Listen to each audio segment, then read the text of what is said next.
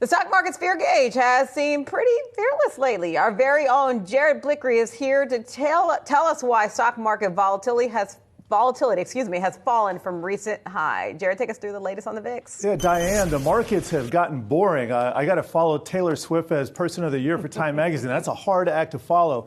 This is the last 10 trading days in the S&P 500. It has gone a whopping 1.4% from bottom to top. This is something you actually expect to see at the end of the year. We're getting it a little bit early right now, maybe a pre-Santa Claus rally. But that does bring up the point that as volatility is supposed to drop into year end, let me just show you our chart. This is our VIX map of the year. This shows in cyan what we expected to happen, printed at the beginning of the year, versus what actually happened. And the purple line is what has happened and where we are right now. And we are tracking pretty closely at the bottom end of the range.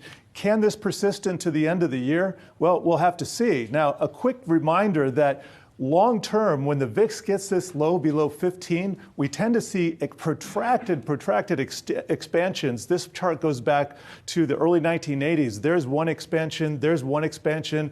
All these light blue dots indicate the VIX under 15, and that was a one-off. This is over a year or 2 years apart, so that was material. But I think the most part, a lot of people are expecting this VIX, this protracted VIX, to persist. So if that happens, back to the main point, what happens in the S&P 500? Well, we're going to have to break this range sooner or later, and that's probably going to determine the direction into the end of the year. We have a major catalyst next week from the Federal Reserve. I don't know if we can wait that long to see a breakout here, but let me just show you the year-to-date chart, and you can see why these levels are really important.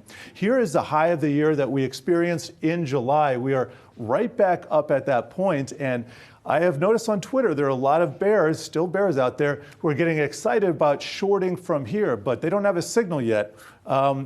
If we do get a drop, I would definitely watch the 4,500 level. That is right in here. It's actually about right in there.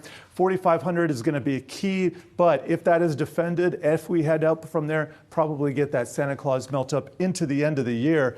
If we break 4,500 to the downside, could be a little bit dicey. Maybe don't get that Santa Claus rally. All right. Well, I think that was a good follow, a fearless follow to I Taylor appreciate that, Swift. Diane. I really do. Exactly. Jared once saw Taylor Swift this year. He contributed to the Taylor Swift economy. Jared, we didn't forget that. We did. Thank you. All and right. Paramore. Good following for Time Person of the Year, Taylor Swift. That was good, Jared.